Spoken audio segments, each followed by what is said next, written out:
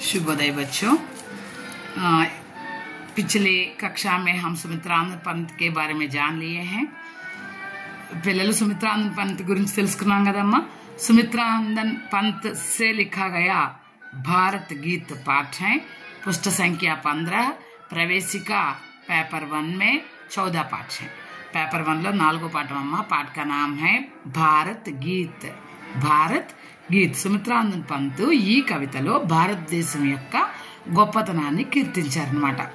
జయ జన భారత్ जनमन अभिमत जनगणतंत्र विधाता విధాత देखिए यहाँ మన భారతదేశం యొక్క గొప్పతనాన్ని ఎలా చెప్తున్నారంటే, భారతదేశము అనేది జనాలతో నిండి ఉంది।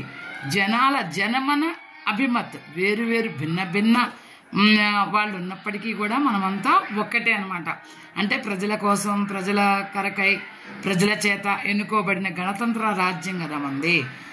ప్రజల చేత, ప్రజల కొరకు, ప్రజల వలన ఎన్నుకోబడింది। గౌరవ బాల హిమాచల్ ఉజ్వల్, ఈ భారతదేశానికి ఉజ్వల కీర్తినిచ్చే హిమాలయాలు ఉత్తరాన ఉన్నాయన్నమాట। ఈ భారతదేశానికి గౌరవ చిహ్నాలు హృదయహార గంగాజల్, గంగాజలం భారతదేశం యొక్క హృదయం లాంటిది। గంగ ఎంత పవిత్రమైనదో, ఎంత స్వచ్ఛమైందో, మన భారతదేశం కూడా అంత పవిత్రమైంది, అంత స్వచ్ఛమైందని కవి ఇక్కడ చెప్తున్నాడు। కటి వింధ్యాచల్, వింధ్యాచలం ఏమో కటి ప్రాంతం లాంటిది। సింధు చరణతల్, సముద్రాలు ఏవైతే ఉన్నాయో అవి పాదాలకి చరణతల్, పాదాల కింద తాకేటటువంటివి।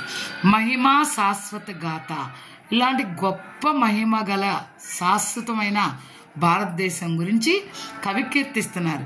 జయ జన భారత జనమన అభిమత జనగణతంత్ర విధాత హరేకేత్ లహరే నద నిర్జర్ జీవన శోభా వర్వర్।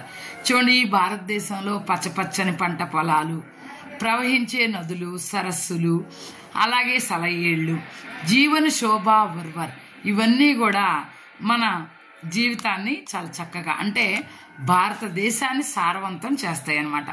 విశ్వకర్మరత కోటిక బాహుకర్ అగణిత పద ధ్రువ పదపర్, చూడండి అనంతమైన కోటి కోటి హస్తాలతో విశ్వాన్నే మరి ఆకట్టుకుంటుంది మన భారతదేశం। ప్రథమ సభ్యత జ్ఞాత, ఫస్ట్ నాగరికత వెలిసిందే మన భారతదేశంలో। సామధ్వనిత గుణగాథ, 4 వేదాల్లో సామవేదాన్ని చాలా గొప్పదిగా అనుకుంటారు కదా, అలాంటి కీర్తి మన సామవేదం వెలిసిందే మన భారతదేశంలో। జేనవ మానవత నిర్మాత, చూడండి మానవత్వం అనేది మనకి అంటే అణువణువున మన రక్తంలోనే ఉంటుందన్నమాట। భారతదేశంలోనే మానవత్వం ఉంది। సత్య అహింస దాత, ప్రపంచానికి సత్యం అహింస పాఠాలు నేర్పించిందే మన భారతదేశం। జయహే జయహే జయహే శాంతి అధిష్టాత జనగణతంత్ర విధాత, అలాంటి గొప్ప భారతదేశం ని జయ జయధ్వానాలతో కీర్తిస్తున్నారు మన కవివర్యులు సుమిత్రానందన్ పంత్। ప్రయాణ తూర్య బజి ఉటే పటా తుములు గరజి ఉటే, యుద్ధ సమయంలో ఏవైతే నినాదాలు వెలువడతాయో, ఏదైతే యుద్ధం ప్రారంభించే ముందు చేస్తారు, విశాల సత్య సైన్య లౌహ భుజి ఉటే, విశాలమైన సత్య సైన్యాలు దేశం కోసం ప్రాణాలు అర్పించేందుకు తమ భుజాలు ఎగరేస్తూ సంసిద్ధంగా ఉంటారనమాట। ఇనుము ఐరన్ మ్యాన్ అనమాట, ఉక్కు మనుషులు అందరూ కూడా।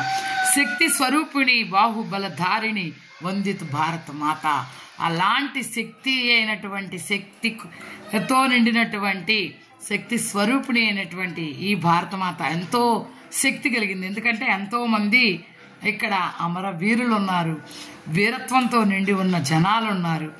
ధర్మచక్ర రక్షిత తిరంగ ధ్వజ అపరాజిత ఫారాత, ధర్మచక్ర రక్షిత తిరంగ ధ్వజ, ధర్మచక్రంతో కూడినటువంటి తిరంగా జెండాని ఆ ధ్వజం ఎగరేస్తూ భారతమాత అపరాజిత ఫారాత, ఎప్పుడు కూడా ఓటమి అనేది చవిచూడని ఈ భారతమాత ఆ జెండాను ఎగరేస్తుంది।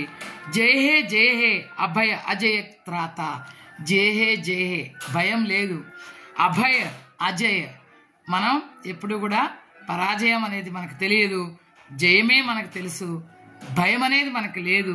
జనగణతంత్ర విధాత, ప్రజల చేత, ప్రజల వలన, ప్రజల కొరకు నిర్మించబడిన ఈ భారతమాతకి వందనాలు తెలియచేస్తూ ఈ భారతమాత యొక్క ఘనతని మన కవి సుమిత్రానందన్ పంత్ వర్ణించడం జరిగిందమ్మా. చూడండి, ఈ కవిత నిజంగా దేశభక్తి భావాన్ని ఎలా ప్రేరేపిస్తుందో అర్థమైంది కదమ్మా.